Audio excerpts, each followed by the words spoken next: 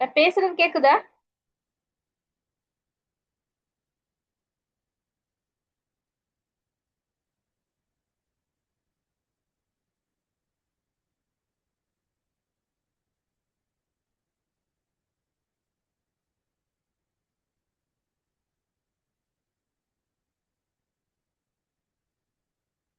நான் பேசுறது கேக்குதா?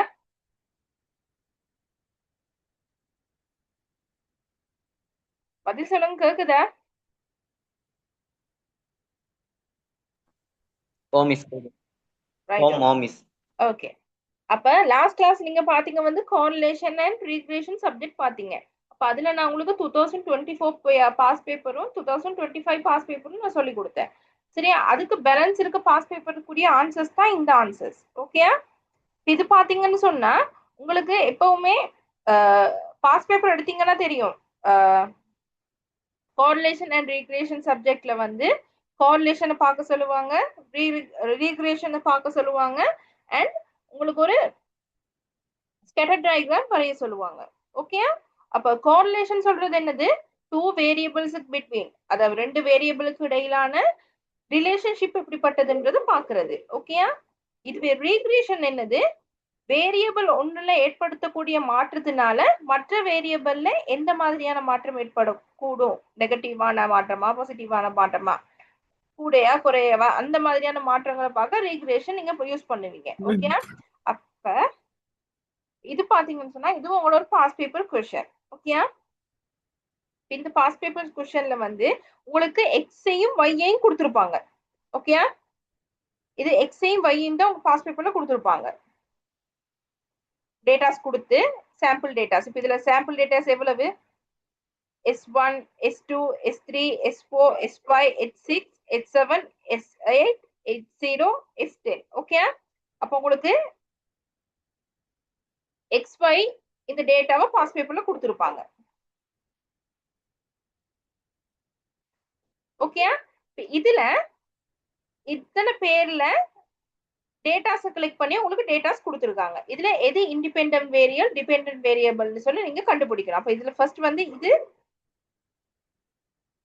Independent variable X, dependent variable Y. சரியா?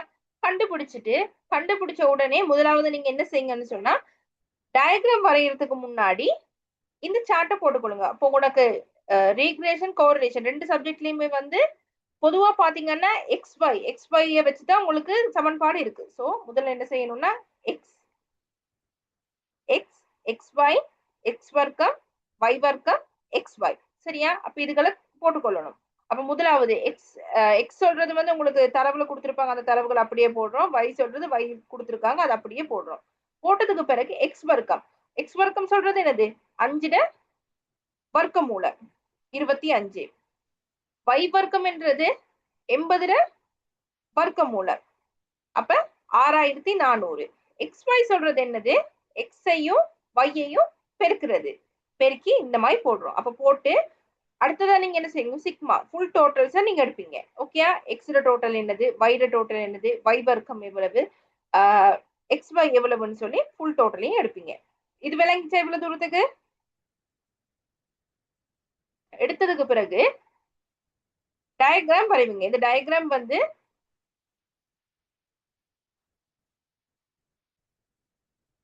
இதுதான டயக்ராம். சரியா? இதை நாங்க y அச்சுன்னு சொல்லுவோம், இதை நம்ம எக்ஸ் அச்சுன்னு சொல்லுவோம். எக்ஸ் அச்சு சொல்றது என்னது? Independent variable. y சொல்றது என்னது? Dependent variable. சரியா? அப்ப கொடுத்திருக்க தகவலுக்கு அமைய நம்ம புள்ளிக்கோடுன்னு வைக்கணும். புள்ளிக்கோடு வச்சது சொன்னா இப்ப பாருங்க, S0001க்கு 5x-உம் y எவ்வளவு? 80. அப்ப 5 சொல்றது இங்கே வரும், என்ன இங்கே வரும். சோ இதுவும் 80. இப்படி டாட்ஸ்களை வச்சுக்கிட்டே வருவீங்க. சரியா? கொடுத்துருக்க தகவலை வச்சுட்டு வந்ததுக்கு பிறகு இந்த கோடு என்ன மாதிரியான கோடு? பாசிட்டிவான கோடா, நெகட்டிவான கோடா? பாசிட்டிவா, நெகட்டிவா? நெகட்டிவ். நெகட்டிவ். உங்களுக்கு வரைபடத்தை பார்த்தாலே சொல்ல முடியும் அது பாசிட்டிவான கோடா நெகட்டிவான கோடான்னு சொல்லி. அப்ப இது ஒரு நெகட்டிவான கோடு, ரைட்டா? அப்ப நீங்க அதுக்கு கீழே as per the scatter below hours of the watch TV என்ன வேரியபிள்ஸ் கொடுத்துருக்காங்களோ அந்த ரெண்டு வேரியபிள்ஸுக்கு இடையில வந்து வீக்லி, அதாவது நெகட்டிவ் லைனர் ரிலேஷன்ஷிப் தான் இருக்குன்னு சொல்லி எழுதுறீங்க அதுக்கு கீழே. சரியா? அடுத்த கேள்வியை உங்ககிட்ட கேட்பாங்க கோரிலேஷனுக்கான சொல்லி. அப்ப கோரிலேஷனுக்கான சமன்பாடு என்னது? இதா இருக்குது. இதுதான் கோரிலேஷனுக்கான சமன்பாடு. ஓகேயா? அப்ப இதுக்குரியதை தான் நீங்க அந்த மேல சார்ட்ல செஞ்சிருக்கீங்க. எக்ஸ் பை எவ்வளவுன்னு கண்டிருக்கீங்க, எக்ஸ்ல டோட்டல் கண்டிருக்கீங்க, வைட டோட்டல் கண்டிருக்கீங்க. அப்ப இந்த சமன்பாடு கேப்ப நீங்க இதை பிரதியிடணும். பிரதியிட்டீங்கன்னு சொன்னா இந்த ஆன்சர் பாத்தீங்கன்னா எதுல வந்திருக்குது? எதுல வந்திருக்குது? பிளஸ்ல வந்திருக்குதா மைனஸ்ல வந்திருக்குதா?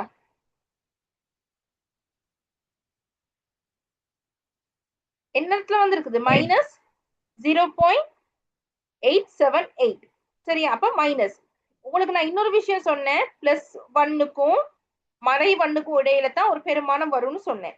அப்ப அதுல வாரதுலயும் வந்து மொடரேட்டுக்குரிய இது கொடுத்துருக்கேன், ஸ்ட்ராங் பாசிட்டிவ்க்கு இருக்கு. அந்த மாதிரி இப்ப இது வந்து 0.878. அப்ப இது என்ன? மொடரேட் நெகட்டிவா, வீக் நெகட்டிவா, ஸ்ட்ராங் நெகட்டிவா? வீக் நெகட்டிவ் ரிலேஷன்ஷிப் இருக்குன்னு சொல்லி எழுதுறீங்க. சரியா? எழுதுனதுக்கு பிறகு அடுத்தது உங்ககிட்ட கேட்பாங்க ரீக்ரேஷன் காண சொல்லி. ரீக்ரேஷன் காண்றதுக்கான சமன்பாடு y சமன் a சக இருக்குது, y சமன் a சக bx. சரியா? அப்ப a க்கான ஒரு சமன்பாடு இருக்குது, b க்கான ஒரு சமன்பாடு இருக்கு. முதல்ல நாங்க என்ன செய்வோம்? b காணுவோம். b க்குரிய சமன்பாடு தான் இந்த சமன்பாடு. அப்ப இந்த சமன்பாடுக்கும் மேல நம்ம ஏற்கனவே சார்ட்டை செய்து வச்சிருக்கோம், அதுக்குள்ள பிரதிட்டு ஆன்சர் எடுப்போம். அதே மாதிரி ஏக்கும் ஆன்சர் எடுப்போம். எடுத்துட்டு பாத்தீங்கன்னு சொன்னா இங்க பாருங்க, b க்குரிய ஆன்சர் என்ன வந்திருக்குது? மறை 1.05. அப்ப ரீக்ரேஷன் சொல்றது என்னது? சமன்பாடு எடுக்கிறது. அப்ப சமன்பாடு a சமன் சாரி y சமன் a சக bx. அப்ப a க்குரிய சமன்பாடு வந்து என்னது? 84.63. இந்த எழுதி இருக்கு 84.63. ஆனா b க்குரியது என்னது? இங்க மறை என்ன? அப்ப நெகட்டிவ். மறை 1.05 தர x. சரியா? இப்ப உங்களுக்கு அடுத்த கொஸ்டினா கேட்பாங்க, ரீக்ரேஷன்ல இருக்கிற அந்த வைண்ட மாறிய வந்து நான் இத்தனை அழகால கூட்டினு சொன்னா இண்டிபெண்டன்ட் வேரியபிள்ல சாரி டிபெண்டன்ட் வேரியபிள்ல என்னமான மாற்றத்தை ஏற்படுத்தணும். இப்ப இதுல வந்து 11 ஹவர்ஸால கூட்டினு சொன்னா உங்களுக்கு வைல என்ன மாதிரியான மாற்றம் ஏற்படும் சொல்லிட்டு அந்த கொஸ்டின் இருக்கு. சோ அப்ப நீங்க இந்த சமன்பாடு அப்படியே எழுதிட்டு எக்ஸ் என்று சொல்ற இடத்துல எங்களால வைய மாத்த முடியுமா, எக்ஸ மாத்த முடியுமா? எதை மாத்த முடியும்? எக்ஸ். எக்ஸ்ல நம்ம கூட்டுற வேலைகளை வச்சுதான் வைல மாற்றம் ஏற்படும் என்ன? அப்ப அந்த இடத்துல சொன்ன பெருமதியை போட்டு கண்டிங்கன்னு சொன்னா ஆன்சர் வரும். இதுதான் கோரிலேஷன் ரீக்ரேஷன். கோரிலேஷன் ரீக்ரேஷன்ல ஏதாவது பிரச்சனை இருக்கா யாருக்காவது?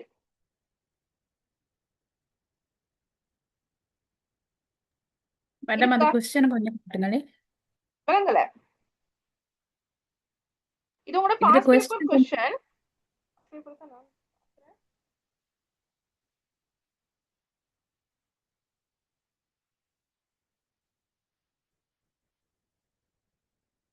இது பாஸ் பேப்பர் क्वेश्चन உங்களோட.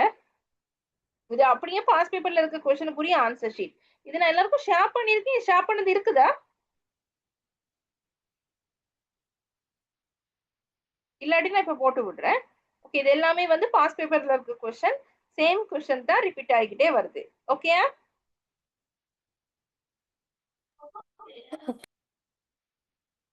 அடுத்தது பாருங்க, மல்டிபிள் ரிக்ரேஷன். இன்னைக்கு சப்ஜெக்ட் மல்டிபிள் ரிக்ரேஷன்.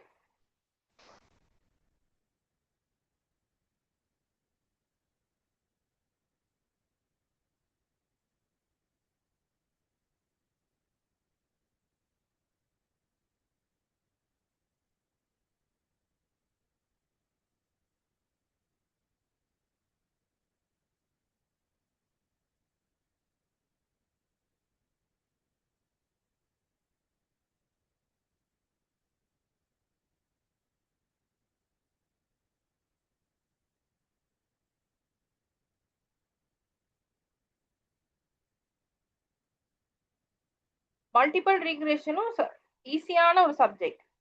அது பாத்தீங்கன்னு சொன்னா உங்களுக்கு ஷேர் பண்ணிருக்கிறது விளங்குதான்னு பாருங்க.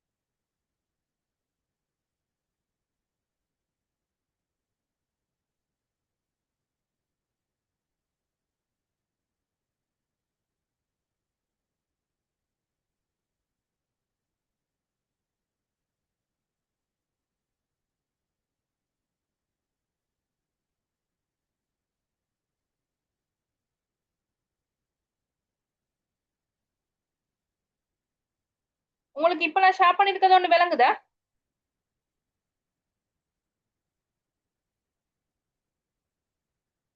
விளங்குதா? ஓ மிஸ். ரைட். இது மல்டிபிள் ரீக்ரேஷன் கொஸ்டின். இப்போ கோரிலேஷன், ரீக்ரேஷன், மல்டிபிள் ரீக்ரேஷன் மூணு ஒண்ணு தான். கோரிலேஷன் சொல்றது வந்து ரெண்டு காரணிகளுக்கு இடையில நம்ம பாக்குறோம். மல்டிபிள் ரீக்ரேஷன் சொன்னா ஒன்றுக்கு மேற்பட்ட காரணிகள். இப்ப சொல்லுவோமே சேல்ஸ் ஒண்ணு செய்யறோம்னு சொன்னா, இப்ப சேல்ஸ் நமக்கு ரிவன்யூவை கூட்டணும். அப்ப ரிவன்யூவை கூட்டணும்னு சொன்னா அட்வர்டைஸ்மெண்ட், வேற என்ன, ப்ரொடக்டிவிட்டி, ட்ரைனிங் ஹவர்ஸ், இந்த மாதிரி பல காரணிகளை மாற்றங்களை ஏற்படுத்துறதுனால ஏற்படுற அவுட்புட் தான் மல்டிபிள் ரீக்ரேஷன். விளங்கிச்சா? ஓகேயா? இது 2018 பேப்பர். சரியா? 2018 பேப்பர்ல இதுகளை பார்த்து நீங்க குழம்ப வேண்டிய எந்த அவசியமும் இல்லை. இது வந்து உங்களுக்கு இப்பதானே ஸ்டார்ட், நீங்க ஃபைனல் ப்ரொஜெக்ட் செய்யற நேரம் நீங்களே இந்த சார்ட்டை எடுப்பீங்க. ஓகே, உங்களுக்கு ஒரு டேட்டாஸ் கொடுப்பாங்க, அனலைஸ் பண்ண சொல்லுவாங்க. அந்த அனலைஸ் பண்ணதை வந்து எஸ்பிஎஸ்எஸ் இந்த இருக்குது பாருங்க, டூல் மெஷின் ஒன்று இருக்கு. சரியா? அதுல போட்டு நீங்க பாப்பீங்க உங்களோட datas dependent variable, independent variable வந்து மைனஸ்ல இருக்கா, பிளஸ்ல இருக்கா, அந்த மாதிரி விஷயங்கள் வந்து நீங்க ஃபைனல் ப்ரொஜெக்ட் கொடுப்பீங்க. அதுல இதை யூஸ் பண்ணி உங்களுக்கு செய்ய சொல்லுவாங்க. சரியா? அப்படி செஞ்சு கடைசியா வந்த ஆன்சர் தான் இந்த ஆன்சர். இந்த மாதிரி டேபிள்ஸ் வரும், கோஎஃபிஷியன்ஷியல் டேபிள், எனோவா டேபிள்னு சொல்லி ஆன்சர்ஸ் வரும். நீங்க இதை பார்த்து இப்ப குழம்ப தேவையில்லை, இது அவ்வளவு பெரிய ஒரு சப்ஜெக்டும் கிடையாது. ஓகே, இப்படி கொடுத்ததுக்கு பிறகு நீங்க முதல்ல பாருங்க இந்த டேபிள் இருக்கான்னு சொல்லி, கோஎஃபிஷியன்ட் டேபிள் இருக்கான்னு சொல்லி பாருங்க. சரியா? இப்ப இதுல பாருங்க, டிபெண்டன்ட் வேரியபிள்னு சொல்லி எது சொல்லியிருக்காங்க? டிபெண்டன்ட் வேரியபிள் எது? Weekly sales. பாத்தீங்கன்னா இருக்குது, எங்க இருக்குது? Weekly sales dependent variable. Independent variable எது?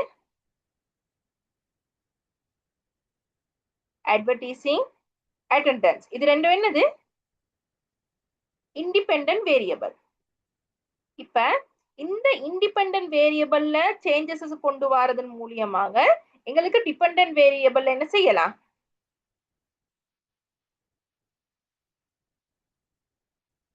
ரெவென்யூ கூட்டலாம், வீக்லி சேல்ஸை கூட்டலாம்.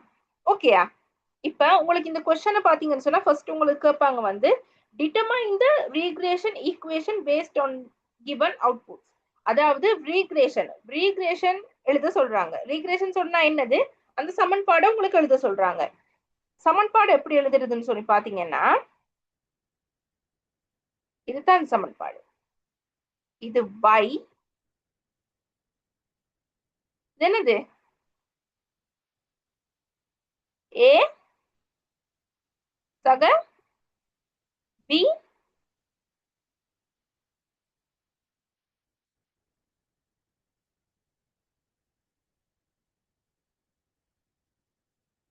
x. இதுதானே இதுல சமன்பாடு. ரீக்ரேஷன் சமன்பாடு என்னது? ரீக்ரேஷன் சமன்பாடு என்னது?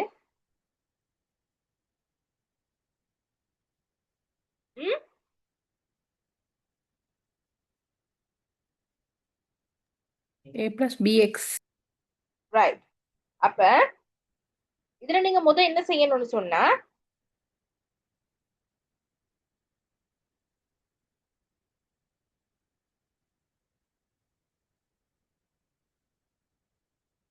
இதுல பாருங்க, உங்களுக்கு முதல்ல கொடுத்திருக்கிற டிபெண்டன்ட் வேரியபிள் என்னன்னு பாருங்க. டிபெண்டன்ட் வேரியபிள் என்னது? Weekly sales.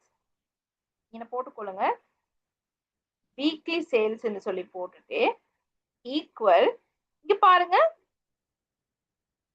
இந்த டேபிள்ல கோஎஃபிஷியன்ட் டேபிள்ல பி இருக்குது. இந்த பில கன்சென்ட் சொல்லி ஒண்ணு வருது. இந்த கன்சென்ட் சொல்லி வர இந்த அமௌண்ட்டை தான் நாங்க முதல்ல எழுதுவோம்.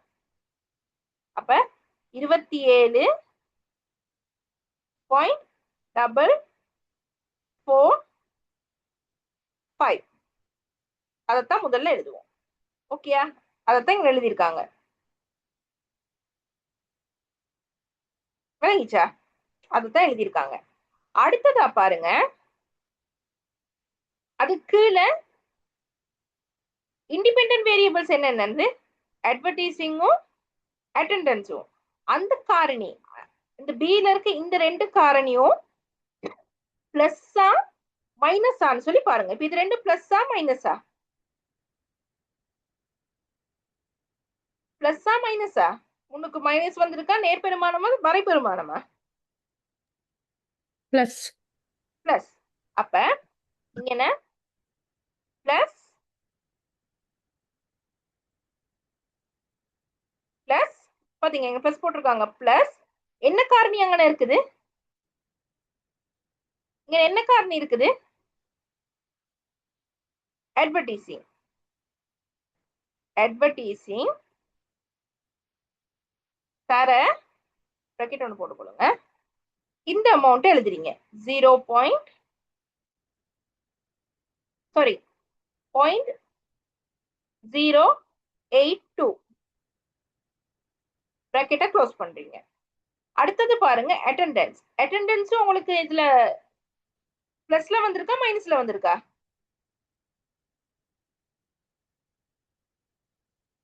பிளஸ்ல வந்திருக்கா மைனஸ்ல வந்திருக்கா? ஈஸி. இது டேபிள் கொடுப்பாங்க, அந்த டேபிள்ல இருக்க ஆன்சரை நீங்க அப்படியே எழுத போறீங்க, அவ்வளவுதான். இப்ப இந்த அட்டெண்டன்ஸ் பிளஸ்ல கொடுத்திருக்கா மைனஸ்ல கொடுத்திருக்கா? பிளஸ். பிளஸ்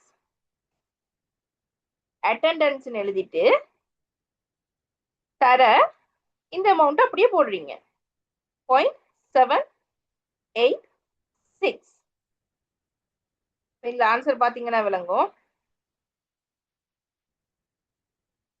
என்ன ஆன்சர் கொடுத்திருக்கு? Weekly sales.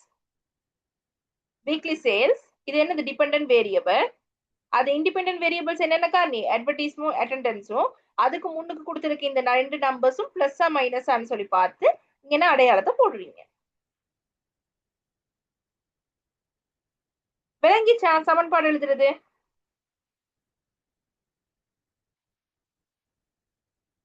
சமன்பாடு எழுதுறது விளங்கிச்சா? ஓ மேடம். ரைட். இப்ப இதுல பாருங்களேன், இந்த கொஸ்டின்ல இது 2017 paper.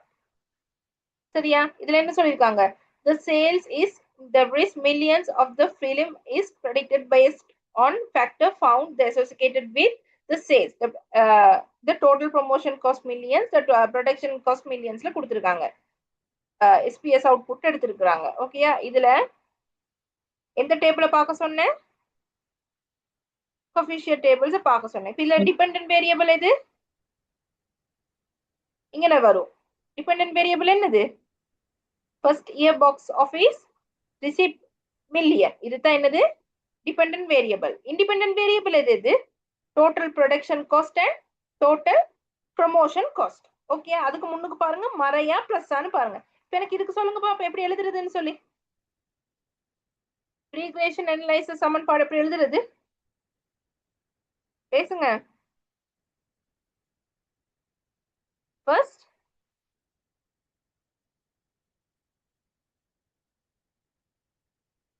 Year of box office equal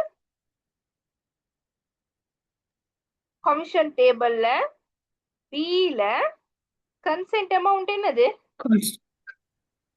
7.676. 676. இப்ப அடுத்தது இது பிளஸ் வருமா மைனஸ் வருமா? Plus. பிளஸ் பிளஸ் சின்ன பிராக்கெட் குள்ள ஓபன் பிராக்கெட் குள்ள டோட்டல் ப்ரொடக்ஷன் தர 3.662. அடுத்தது சொல்லுங்க, பிளஸ் வருமா மைனஸ் வருமா? Plus பிளஸ் ஓபன் பிராக்கெட் 7.6 தர டோட்டல் ப்ரமோஷன் பிராக்கெட் க்ளோஸ். சமன்பாடு சரியா?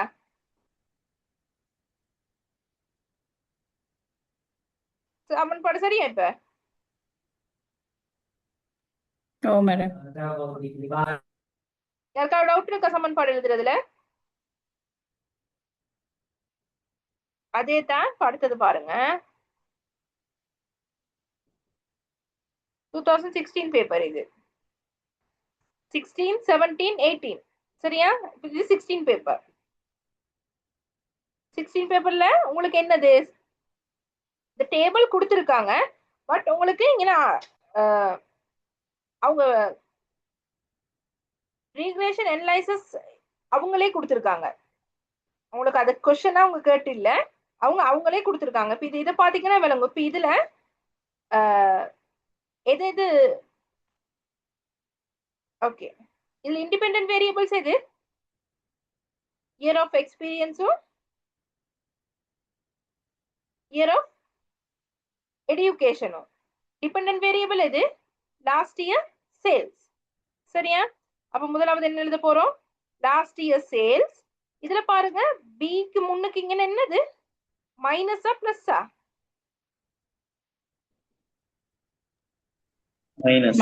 மைனஸ். இங்க என்ன போட்டிருக்காங்க? ஸ்டார்டிங் என்ன எழுதிருக்காங்க?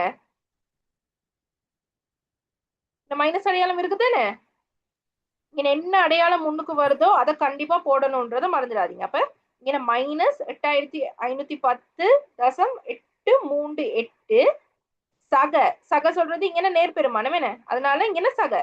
சக இது என்னது, இங்க 1874.5. அது என்னது? எக்ஸ்பீரியன்ஸ்டு. அண்ட் அடுத்தது என்னது, இதுக்கு முன்னுக்கு என்ன இருக்குது? பாசிட்டிவா நெகட்டிவா? பாசிட்டிவ். என்ன இருக்குது? Positive. Positive. So Positive. plus 609.391 education. நான் இதை காட்டுறதுக்கான ரீசன் இதுக்கு முன்னுக்கு மறைபெருமானம் வந்திருக்குது. விளங்கிச்சா? அந்த மறை பிளஸ் பார்த்து போடுறது தான் இந்த ரீக்ரேஷன் ஈக்குவேஷன். மிஸ் இது போய் பொதுவான ஈக்குவேஷன் எதுவும் இருக்கா மிஸ்? பொதுவான ஈக்குவேஷன்னா இது மல்டிபிள் ரீக்ரேஷன் இப்படித்தான். உங்களுக்கு இது கொடுத்துருப்பாங்க. இந்த மாதிரி உங்களுக்கு அவங்க அனலைஸ் பண்ண டேட்டாஸ கொடுப்பாங்க. கொடுத்துட்டு ரீக்ரேஷன் அனலைசிஸ் எழுத சொல்லுவாங்க. இப்படிதான் क्वेश्चन வரும். இதுக்கு சமன்பாடு இல்ல. உங்களுக்கு கோரிலேஷனுக்கு ஒரு சமன்பாடு இருக்கு, ரீக்ரேஷனுக்கு ஒரு சமன்பாடு இருக்கு. ஓகேயா? ஓகே.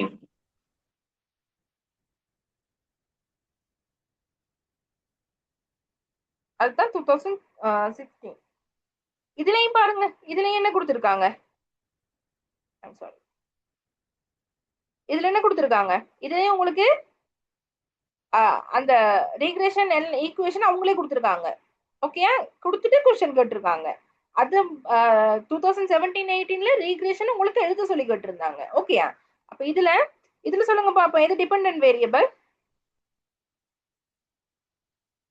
டிபெண்டன்ட் வேரியபிள் எது? Weekly sales. இந்த என்னவோ டேபிளுக்கு கீழே உங்களுக்கு கொடுப்பாங்க. ஓகேயா? Dependent variable weekly sales. ஆனா இதுல எனோவா டேபிள் தான் உங்களுக்கு கொடுத்துருக்காங்க, கோஎஃபிஷியன்ட்லி டேபிள் கொடுக்காம உங்களுக்கு டைரக்டா இங்க ஆன்சர் தூக்கி கொடுத்துருக்காங்க. கோஎஃபிஷியன்ட்லி டேபிள் கண்டிப்பா வந்திருந்தா உங்ககிட்ட ரீக்ரேஷன் ஈக்குவேஷன் எழுத சொல்லி கேட்பாங்க. நீங்க அந்த ஈக்குவேஷனை நீங்க எதுல இருந்து எடுப்பீங்க? கோஎஃபிஷியன்ட் டேபிள் இந்த இருக்குது, இந்த டேபிள்ல இருந்து தான்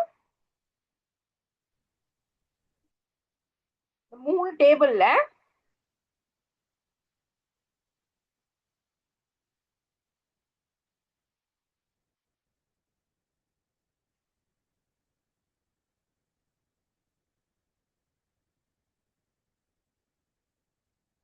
இருக்கு.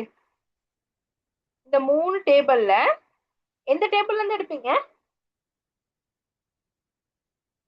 இந்த டேபிள்ல இருந்து ஆன்சர் எடுப்பீங்க. ஓகே, இது கொடுத்து இருந்தா கண்டிப்பா உங்ககிட்ட ஈக்குவேஷன் அவங்க கொடுத்துருக்க மாட்டாங்க, கேட்பாங்க. இது எத்தனை மார்க்ஸ்? சும்மா இந்த பார்த்து எழுதுறதுக்கு பாருங்க எத்தனை மார்க்ஸ்னு. 3 மார்க்ஸ். சும்மா சும்மா எழுதலாம் தானே. ஓகே, செகண்ட் கேட்டிருக்கு, the management of company claims that the sales increase with the total advertising cost. Is this statement is correct? இதுல கேட்பாங்க வந்து ஒரு ஸ்டேட்மெண்ட்டை கொடுத்துட்டு அந்த ஸ்டேட்மெண்ட் வந்து கரெக்டா இல்லையான்னு சொல்லி. இப்போ இதுல என்ன கேட்டிருக்காங்க? the management of company claims that sales increase. Sales வந்து இன்க்ரீஸ் ஆகுது, total advertising cost. Is this statement is correct? இது உண்மையா பொய்யான்னு எப்படி கண்டுபிடிக்கிறதுன்னு சொன்னா, இப்போ அட்வர்டைசிங் முன்னுக்கு இருக்கிறது வந்து பாசிட்டிவ் வேல்யூ ஒன்னா நெகட்டிவ் வேல்யூ ஒன்னா? பாசிட்டிவ். Positive value. அப்ப பாசிட்டிவ் வேல்யூவா இருந்தா என்னது? இன்க்ரீஸ் ஆகுதா டிஸ்கிரீஸ் ஆகுதா? இன்க்ரீஸ் ஆகும். இன்க்ரீஸ் ஆகும். சோ அப்ப இந்த ஸ்டேட்மெண்ட் கரெக்டா பிழையா?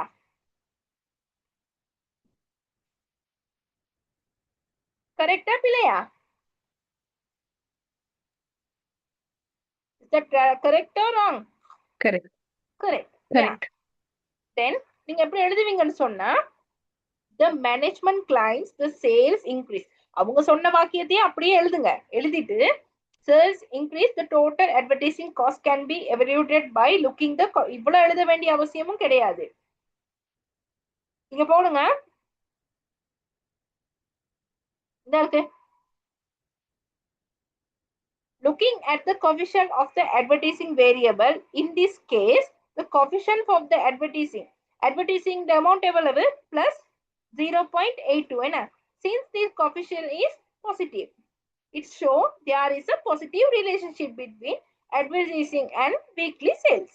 It means you increase the advertising expenditure, you can increase the weekly sales. அவ்வளவு எழுதினா போதும். அதாவது அட்வர்டைசிங் அமௌண்ட் வந்து உங்களுக்கு நேர்பெருமானம் வந்திருக்கு, அதாவது பாசிட்டிவ் ரிலேஷன்ஷிப்னு சொல்லி வந்திருக்கு.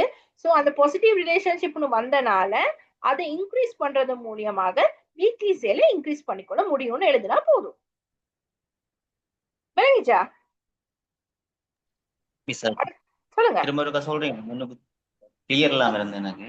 இது வந்து ஓகே, இது வந்து கேட்டிருக்காங்க. இங்க பாருங்க. சாரி, இது வந்து டிபெண்டன்ட் வேரியபிள், இண்டிபெண்டன்ட் வேரியபிள். இப்ப இண்டிபெண்டன்ட் வேரியபிள்னு சொன்னா என்னது? ஒரு காரண சொல்லுவோம். இப்போ ஒரு காரணியில மாற்றத்தை ஏற்படுத்துறது மூலியமாக வந்து மற்ற காரியத்தை தன்னால மாற்றிக்கொள்ள முடியும். இப்ப சொல்லுவோம், ட்ரைனிங் அவர்ஸை கூட்டுறது மூலமாக ப்ரொடக்டிவிட்டி எங்களால கூட்டிக்கொள்ள முடியுமா முடியாதா? முடியும். இதுல சொல்லுங்க வந்து இண்டிபெண்டன்ட் வேரியபிள் எது, டிபெண்டன்ட் வேரியபிள் எது? ட்ரைனிங் அவர்ஸ் என்னது? Independent variable. எது டிபெண்ட் ஆகி இருக்கு? இத கூட்டுறதுனால எது கூடுது, கூட்டிக்கொள்ள முடியும்? எதுல மாற்றத்தை கொண்டு வரதுனால மத்த காரணியில மாற்றத்தை கொண்டு வர ப்ரொடக்டிவிட்டி. அப்ப அது என்னது? வை டிபெண்டன்ட் வேரியபிள். வேற இங்க ஒண்ணு டிபெண்ட் ஆகி இருக்கிறது. அப்ப அந்த ரெவென்யூ சொல்றது, அந்த ப்ரொடக்டிவிட்டி வந்து எதுல டிபெண்ட் ஆகி இருக்குது? எதுல டிபெண்ட் ஆகி இருக்குது? ட்ரைனிங் ஹவர்ஸ்ல. independent variable. However, இதுல உங்களுக்கு கொடுத்துருக்காங்க. இப்ப கோரிலேஷன் ரீக்ரேஷன் சப்ஜெக்டே வந்து ரெண்டு வேரியபிள்ஸுக்கு இடையிலான ரிலேஷன்ஷிப்பை பாக்குறது. இந்த மூணு, அந்த கோரிலேஷன், ரீக்ரேஷன், மல்டிகிரேஷன், இது மூணுமே வந்து ரிலேஷன்ஷிப், அதாவது வேரியபிள்ஸுக்கு இடையிலான ரிலேஷன்ஷிப்பை பாக்குறது தான் இது. ஓகே, இப்ப இது வந்து உங்களுக்கு நீங்க ஒரு ரிசர்ச் செய்வீங்க. அந்த ரிசர்ச்ல உங்களோட கடைசி எஸ்பிஎஸ் அந்த சிஸ்டத்துல போட்டு எடுத்ததுக்கு பிறகு உங்களுக்கு இந்த மாதிரி 3 ஆன்சர்ஸ் தான் வரும். ஓகே, இதுல வந்து நீங்க அங்க செய்ய, இது வந்து உங்களுக்கு பேப்பர்ல கொடுப்பாங்க. ஓகே, கொடுத்ததுல நீங்க இப்ப பார்க்கணும், கோஎஃபிஷியன்ட் டேபிள்ல தான் பார்க்கணும். கோஎஃபிஷியன்ட் டேபிள்ல வச்சுதான் நீங்க ஆன்சர்ஸ் எடுப்பீங்க. ஓகே, அதுல பாருங்க, இங்க உங்களுக்கு கொடுத்துருப்பாங்க ஏனோவா டேபிளுக்கு கீழே இங்க எது டிபெண்டன்ட் வேரியபிள்னு கொடுத்துருவாங்க. டிபெண்டன்ட் வேரியபிள் எது? Weekly sales. இல்ல இண்டிபெண்டன்ட் வேரியபிள் எது? அட்வர்டைசிங்கும் அட்டெண்டன்ஸும். ஓகே, இந்த கோஎஃபிஷியன்ட் டேபிள்க்குள்ள மாறுது வந்து இண்டிபெண்டன்ட் வேரியபிள்ஸ். ஓகே, அது வரைக்கும் கிளியரா? மிஸ். ஓகே, क्वेश्चन இந்த கேள்வி கேட்பாங்க வந்து, இதுல கேட்டிருக்கு, the management of company claims the sales increase with the total advertising cost. Sales வந்து இன்க்ரீஸ் ஆகுதான் டோட்டல் அட்வர்டைசிங் ஓட. இஸ் திஸ் ஸ்டேட்மெண்ட் இஸ் கரெக்டானு கேட்டிருக்காங்க. இப்ப நீங்க என்ன செய்யணும்னு சொன்னா, இதுல பாருங்க, இந்த இண்டிபெண்டன்ட் வேரியபிளுக்கு வந்திருக்க காரணி வந்து நேர்காரணி, அதாவது பாசிட்டிவ் ரிலேஷன்ஷிப் காரணியா நெகட்டிவ் ரிலேஷன்ஷிப் காரணியா வந்திருக்கு? பாசிட்டிவ்ல ஆன்சர் வந்து பாசிட்டிவ்ல. அப்ப பாசிட்டிவ்ல ஆன்சர் வந்தா என்ன அர்த்தம்னு சொன்னா, இந்த டிபெண்டன்ட் வேரியபிள் இந்த அட்வர்டைசிங்ல மாற்றத்தை கூட்டுறது மூலியமா வீக்லி சேல்ஸ் என்ன செய்ய முடியும்? கூட்ட முடியும். அதுதான் உங்களுக்கு இங்க சொல்லி இருக்கிறாங்க. இதுல வந்து இந்த management company claims that the sales increase with the total advertising cost, அதாவது சேல்ஸ் இன்க்ரீஸ் ஆகுதான் டோட்டல் அட்வர்டைசிங் காஸ்டோட அப்படின்னு இந்த ஸ்டேட்மெண்ட் சரியா பிள்ளையான்னு கேட்டிருக்காங்க. உண்மை தானே? இங்க உங்களுக்கு இங்க ஆன்சர் எனக்கு வந்திருக்குது, பாசிட்டிவ்ல தானே வந்திருக்கு. அப்ப சேல்ஸ் வீக்லி சேல்ஸ் இன்க்ரீஸ் ஆகி இருக்குது அட்வர்டைசிங் ஓட. அப்ப இந்த ஸ்டேட்மெண்ட் கரெக்டா பிள்ளையா? கரெக்ட். கரெக்ட். அப்ப நீங்க எழுதுறது எப்படி எழுதுவீங்கன்னு சொன்னா, அதைத்தான் இப்படி அவ்வளவு பெரிய நோட்டா நீங்க போட வேண்டிய அவசியம் இல்ல, இப்படி போட்டீங்கன்னா சரி.